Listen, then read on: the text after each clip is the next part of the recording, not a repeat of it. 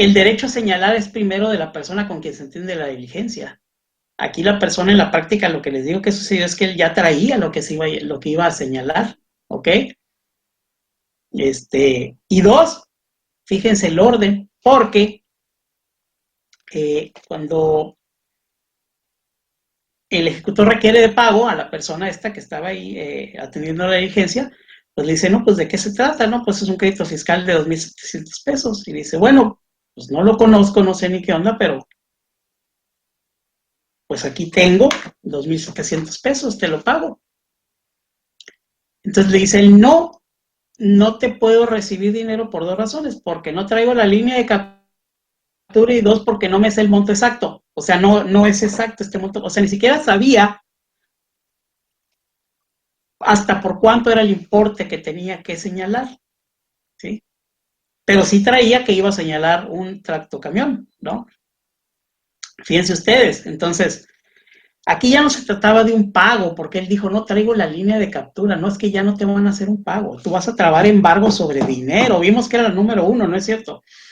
Entonces, fíjense ustedes, y el ejecutor no quería, a final de cuentas quedó en que solicitaran una línea, un correo electrónico, una línea de captura, etcétera, lo que sea, ¿no? Pero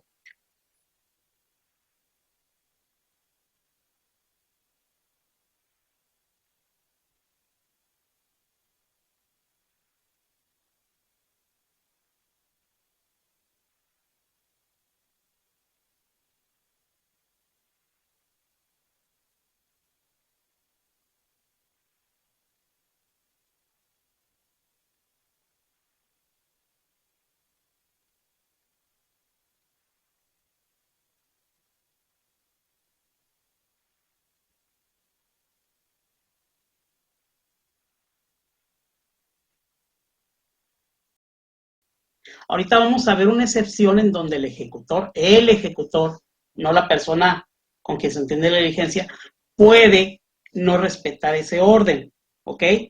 Pero de entrada, se tiene que sujetar a este orden. Entonces ya vimos el dinero, metales preciosos, etcétera, como número uno, como número dos, las acciones, los bonos, en fin. Tres, bienes muebles no comprendidos en las primeras dos fracciones. Número 4, los bienes inmuebles, ¿sí? Y en este caso, el deudor o con quien se entienda la diligencia debe de manifestar bajo protesta de decir verdad si dichos bienes reportan cualquier gravamen real o un embargo anterior o si están en copropiedad o pertenecen a una sociedad conyugal. Esto pues sí es complicado porque déjenme decirle a ustedes que no necesariamente se debe entender la diligencia con el contribuyente. Acuérdense que se deja citatorio y el día siguiente llega otra vez el ejecutor, solicita la presencia del contribuyente, su representante legal, y si no se encuentra, pues con quien se encuentre se entiende la diligencia, ¿no? Y esta persona pues no necesariamente tiene conocimiento de si existe algún gravamen o no, ¿verdad? Pero si es el contribuyente, por ejemplo, pues él sí tiene que decir si ese bien inmueble, pues si él es el único propietario o si está en copropiedad o si pertenece a sociedad conyugal, o si ya hay un embargo previo sobre ese bien inmueble, ¿no?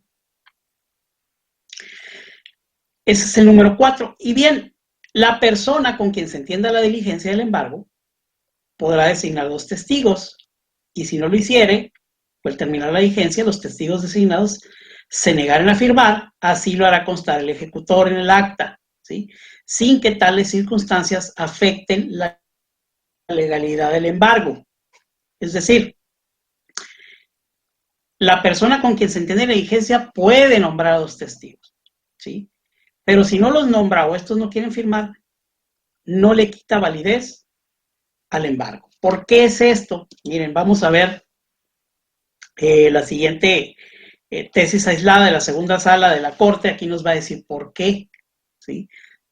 Nos dice diligencias de embargo. En el procedimiento administrativo de ejecución, el numeral 155, que es el que estamos viendo, ¿no?, de código, que las establece, no viola el artículo 16 constitucional por no ordenar que en su realización deba contarse necesariamente con la presencia de 2 testigos, ¿sí? No viola, nos dice el 16 constitucional. Dicho precepto establece una serie de formalidades para las obligaciones para las diligencias de cateo, en la que se buscan objetos y personas específicas vinculadas a algún ilícito, así como para las visitas domiciliarias, en las que la autoridad administrativa actúa para cerciorarse del cumplimiento de los reglamentos sanitarios y de policía y para exigir la exhibición de los libros y papeles indispensables para comprobar el acatamiento de las disposiciones fiscales, sujetándose a las leyes respectivas. Entonces, las diligencias de cateo o de visita domiciliaria no son similares a las del embargo. Esa es la razón. Y nos dice por qué. Dice, las primeras se practican sin el conocimiento previo del sujeto pasivo, es decir, cuando nos llega una visita domiciliaria, pues yo no tenía conocimiento de que me iban a practicar una visita domiciliaria, ¿verdad? Mientras que las segundas o las últimas se realizan mediante un procedimiento previo en el que la ejecutada es parte de él e invariablemente se le ha otorgado la oportunidad de contestar, controvertir y ofrecer pruebas en beneficio de sus intereses, por lo que la ejecución del embargo no le resulta ajena a su conocimiento, ¿sí? Esa es la razón, ¿sí? En la visita domiciliaria, por ejemplo, el contribuyente no tiene conocimiento de que le van a practicar una visita domiciliaria y por eso sí es necesario señalar 2 testigos y que estos firmen, incluso dice si el contribuyente no los designa, los va a designar la autoridad, ¿verdad? Porque tienen que dar fe de que efectivamente lo que están plasmando ahí sucedió, etcétera.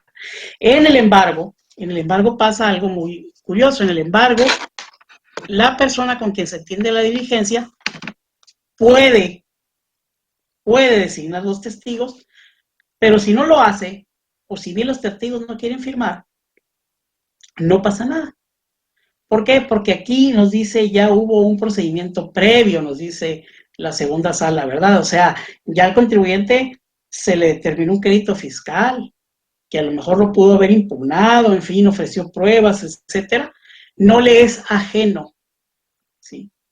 Lo que se está practicando, porque él ya conoce de qué se trata, ¿sí? Esa es la razón, nos dice la segunda sala, de por qué no es obligatorio el que firmen 2 testigos el acta de embargo, ¿ok? No sé si tengamos algún comentario hasta aquí para pasar al siguiente artículo.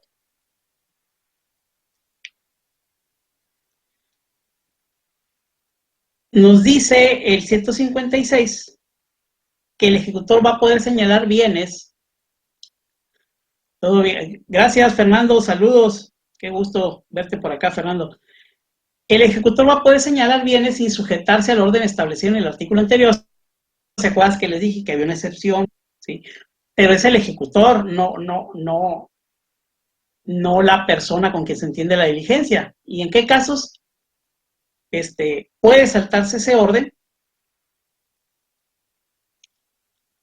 Bueno, pues cuando no se señalen bienes suficientes a juicio del ejecutor,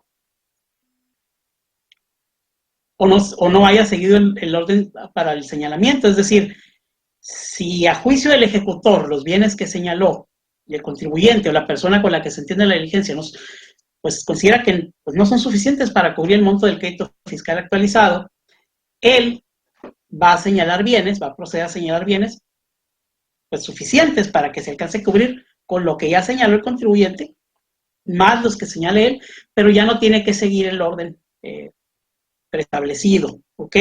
O bien que resulta que el contribuyente,